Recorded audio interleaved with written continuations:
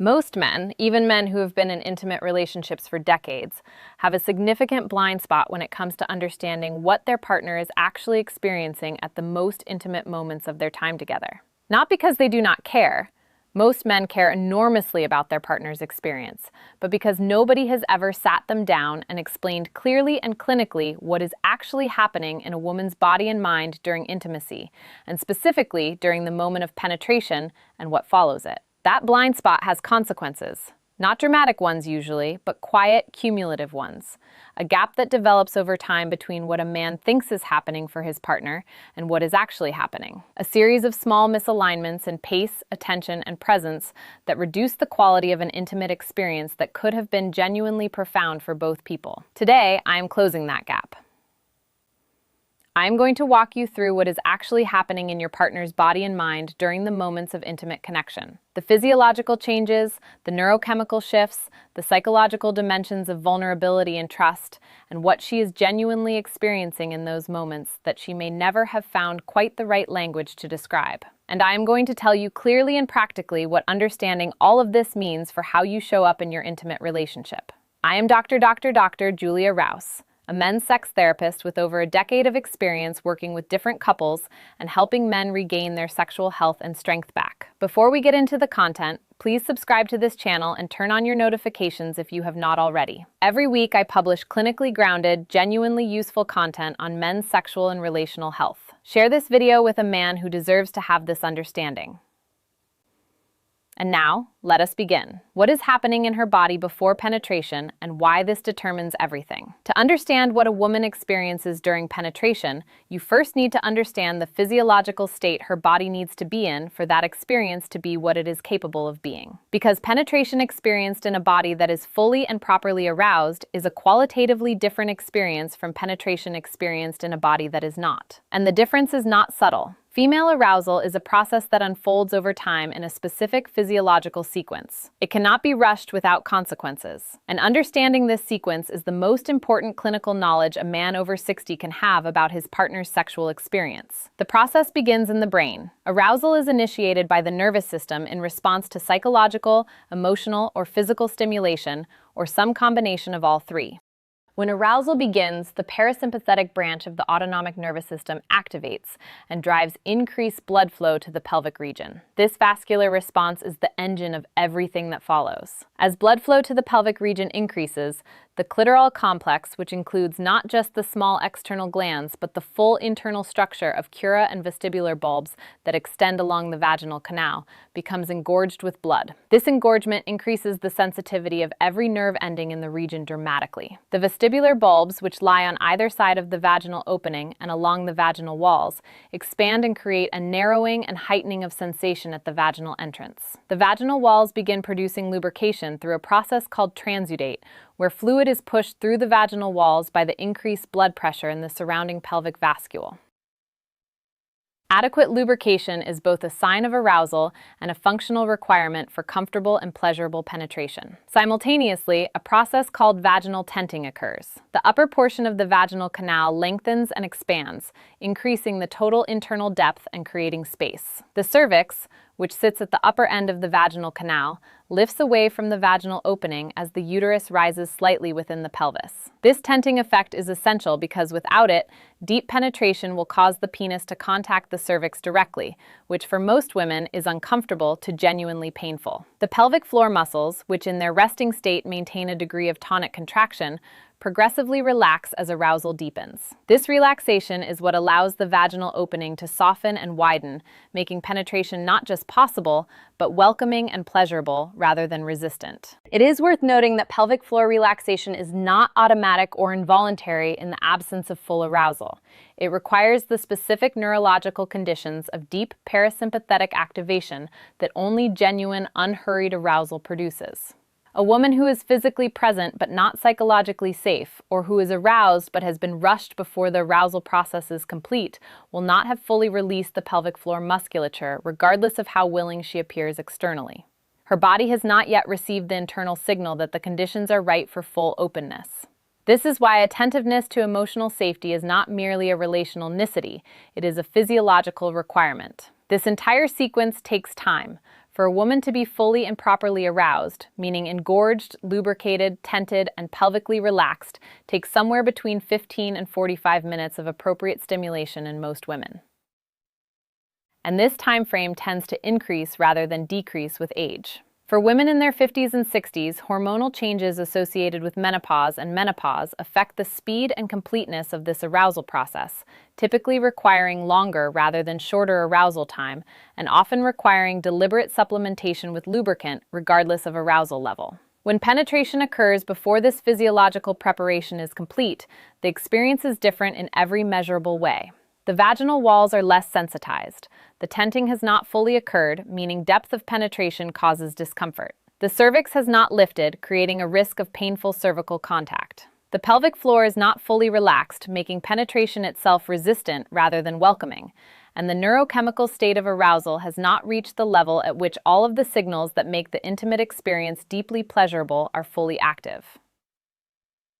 For men over 60, understanding this is particularly important because of what it means for the pacing of intimate encounters. The urgency that many men feel around maintaining an erection. The anxiety that the window of opportunity might close can create a pressure to move quickly from arousal to penetration that directly works against the physiological preparation that makes penetration good for her. When a man rushes this process, he is not just being impatient.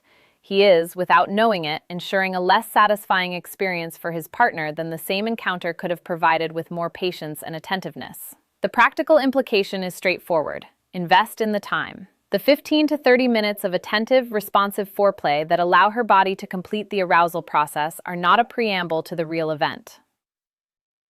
They are a non-negotiable component of the real event, the part that determines whether what follows is genuinely pleasurable for her or merely tolerable. What she experiences during penetration, the physiology and the psychology. When penetration occurs in a body that has been fully and properly aroused, the experience for a woman is neurologically and psychologically complex in ways that most men have never had explained to them. From a purely physical standpoint, the moment of initial penetration activates the dense concentration of nerve endings in the vaginal entrance and the engorged vestibular bulb simultaneously. The vestibular bulbs, having filled with blood through the arousal process, are now pressed against the vaginal walls from the inside, which means that penetration creates indirect stimulation of the internal clitoral complex from within, in addition to any direct external clitoral stimulation that may be occurring. This is why penetration in a fully aroused woman produces sensation that is qualitatively different from and considerably more intense than penetration in a woman who is not yet fully aroused. The nerve structures that generate the most intense sensation are only fully sensitized and engaged after the complete arousal process has occurred. The pressure sensation of fullness that women describe during penetration is not merely a mechanical observation. It is a neurological event produced by the simultaneous engagement of multiple sets of nerve endings throughout the vaginal canal and pelvic floor, creating a distributed, deep sensory experience that is quite different from the localized surface intense sensation that characterizes external clitoral stimulation. Many women describe this internal sensation as grounding, the sense of something that settles and centers rather than excites and stimulates in the way surface sensations do. From a neurochemical standpoint, the moment of penetration during a desired, safe, emotionally connected, intimate encounter triggers an oxytocin surge. Oxytocin, sometimes called the bonding hormone, is the neurochemical most directly associated with feelings of trust, safety, connection, and profound emotional closeness. Its surge in this moment is not metaphorical. It is a documented biological event that produces a specific emotional state, a sense of being fully met by another person, of the gap between two separate individuals being bridged in a way that feels physically and emotionally complete. This is why the emotional and relational context of the intimate encounter has such a powerful effect on what a woman experiences during penetration. Oxytocin release is amplified by emotional safety and genuine connection when she trusts you, when she feels genuinely desired rather than merely used. When the relational environment between you is characterized by care and attunement, the neurochemical experience of penetration in that context is substantially richer than the same physical act in an emotionally cold or disconnected context. The practical implication is that the quality of your emotional presence in the time leading up to and during intimacy is not separate from her physical experience of it. It directly shapes her neurochemical experience. The man who is genuinely present, genuinely attentive, and genuinely invested in her experience is creating physiological physiological conditions in her body through the amplification of oxytocin and the activation of her parasympathetic nervous system that produce considerably more pleasurable sensation than the same physical acts performed by a man who is distracted, hurried, or focused primarily on his own experience. The trust dimension, what she is giving you in that moment.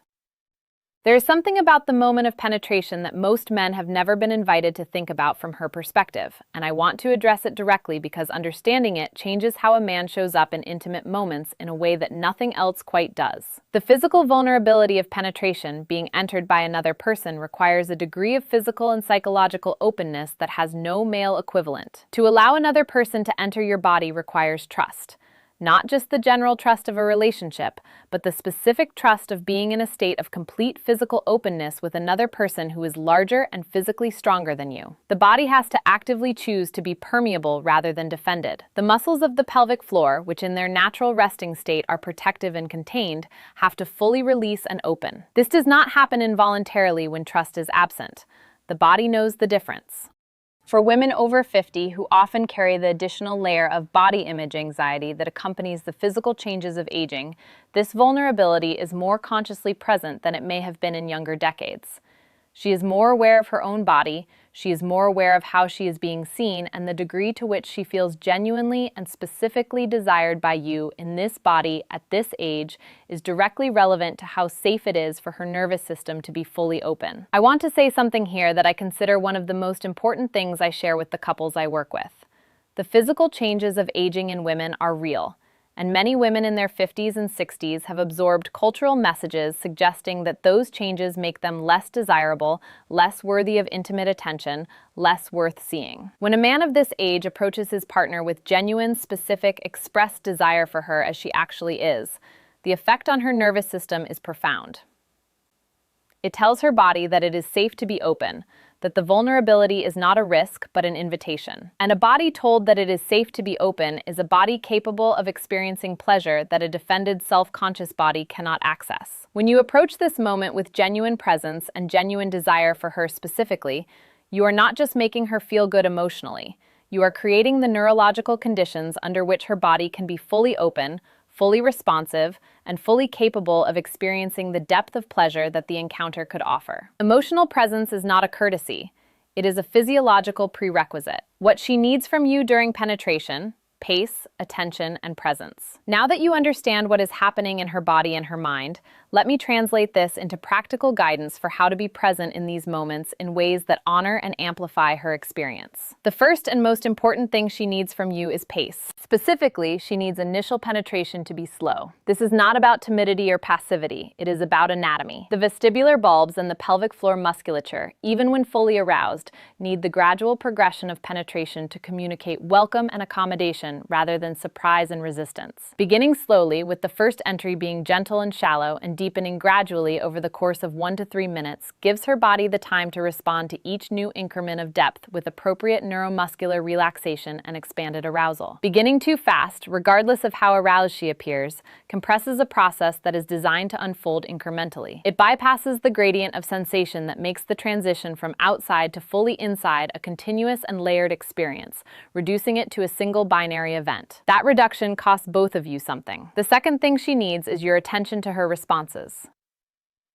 Her breath is your most reliable real-time guide. Deepening, slowing, and rhythmic breathing indicates that her arousal is building and her body is responding positively. This is held breath or shallow, tense breathing indicates that something needs to slow down or adjust. Her muscle responses, the relaxation or engagement of her pelvic floor, thighs, and abdomen, communicate the same information in somatic terms. The woman who reaches for you, draws you closer, and moves to meet your movements is communicating clearly that she is receiving what she needs. The woman who becomes still, holds her breath, or creates subtle distance is communicating equally clearly that she needs a different pace, a different angle, or more time. This is not a complicated system to read.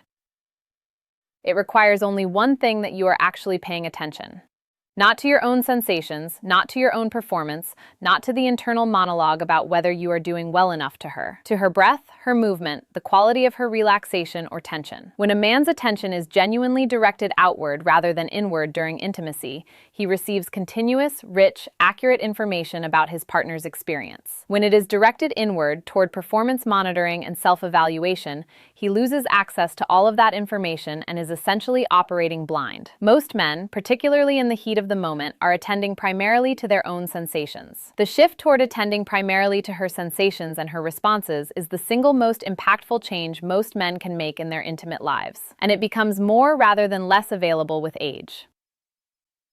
The urgency and performance anxiety of younger sexuality tends to narrow attention inward. The greater experience and reduced performance pressure of sexuality in the 60s and beyond opens the possibility of genuine outward attentiveness that younger men rarely access. The third thing she needs is your consistency once she is building toward orgasm. Female orgasm depends on the maintenance of a consistent stimulus pattern in the period approaching climax. The nerve endings and arousal pathways that are producing the building response lock into the specific stimulation pattern they are receiving, and any significant change in pace, depth, angle, or pressure in the final stages of arousal disrupts that pattern and can reduce or eliminate the orgasm that was building. When she communicates verbally or non-verbally that she is close, the most important thing you can do is maintain exactly what you are doing without variation. Do not speed up. Do not change angle. Do not introduce novelty. Simply maintain the consistent, attentive presence of exactly what has been working. This is one of the most common and most consequential mistakes men make, changing technique at precisely the moment when consistency is the only thing required. The emotional aftermath. Why presence after matters as much as presence during the experience of intimacy for a woman does not end at the moment of orgasm or the moment of physical separation. The neurochemical state that penetration and intimacy have produced continues to influence her experience for a meaningful period afterward, and the quality of your presence in that period is directly relevant to the depth of connection she carries away from the encounter. Oxytocin elevated throughout the intimate encounter remains elevated in the post-orgasmic period. This is the period of greatest emotional openness and vulnerability in the entire intimate experience. It is also the period that women most consistently describe as the one in which they feel most or least connected to their partner, depending entirely on his behavior. A man who remains present after intimacy, who does not immediately disengage, reach for his phone, or shift into practical logistics, who allows the warmth and closeness to continue for even a few unhurried minutes, is giving his partner something neurochemically meaningful. He is telling her nervous system in the language that the nervous system most clearly understands, "You are safe here. This connection is real, and you are not just used for a physical purpose." That message, delivered consistently over the course of a relationship, shapes the depth of her trust and openness in every subsequent intimate encounter. The inverse is also true. The man who disengages immediately, who physically or emotionally withdraws in the post-intimacy period when she is most neurochemically primed for connection, is sending a message that her nervous system registers as clearly as any verbal communication. That message, also delivered consistently over time, teaches her nervous system to protect itself from the vulnerability of intimate openness. It creates a gradual closing that both partners feel and that progressively reduces the quality of the intimate connection between them. For men over 60, this understanding is particularly valuable because the post-intimacy presence is one of the areas where the experience and emotional maturity of this stage of life provides a genuine and significant advantage over younger sexuality. The ability to remain still, present, and warmly connected after intimacy without urgency or distraction is an expression of exactly the kind of emotional intelligence and relational presence that women in this age group consistently identify as the most important quality in an intimate partner. Let me bring everything I have shared today into a single integrated understanding that you can carry into your intimate relationships immediately. Your partner's experience of intimacy is physiologically, neurochemically, and psychologically complex. Her body requires a specific sequence of arousal preparation before penetration can be fully pleasurable. The experience of penetration itself engages the full internal clitoral complex and activates an oxytocin surge that is amplified by emotional safety and genuine connection. Her vulnerability in that moment is real and conscious, and your emotional presence is not a courtesy but a physiological prerequisite for her full experience. She needs pace, attention, and ultimately consistency at the right moment, and she needs your presence to continue into the aftermath of the encounter in ways that honor the neurochemical state that intimacy has created. The man who understands all of this is not performing a series of techniques. He is genuinely present with another human being in one of the most intimate and neurologically rich experiences available to two people. He is attending to her actual experience, rather than to a projected idea of it. He is offering the kind of attentiveness and care that produces the deep, cumulative intimacy that both partners in a long-term relationship are capable of, but that most couples never fully access. The integrated picture I have described today represents what genuinely skilled, genuinely present, intimate partnership looks like after 60. Not impressive athleticism or elaborate technique, genuine physiological understanding, emotional presence, and the specific attentiveness that allows a woman to be fully herself, fully open, and fully met in the moments that matter most to both of you. That combination, available to every man who chooses to develop it, is what produces the kind of intimacy that deepens rather than diminishes with the passage of time. I'm Dr. Julia Rouse, a men's sex therapist with over a decade of experience working with different couples and helping men regain their sexual health and strength back. If today's video gave you something genuinely new and valuable, something that shifts how you show up for your partner in your most intimate moments, please do 3 things right now. Hit the like button because it helps more men find this content when they most need it. Leave a comment below and tell me what aspect of today's conversation most changed your thinking, because I read every single comment and your responses shape what I create for this community every week. And please subscribe with notifications on if you have not already, because every week I am here with the honest, evidence-based, practically useful content on men's sexual and relational health that you deserve. I will see you in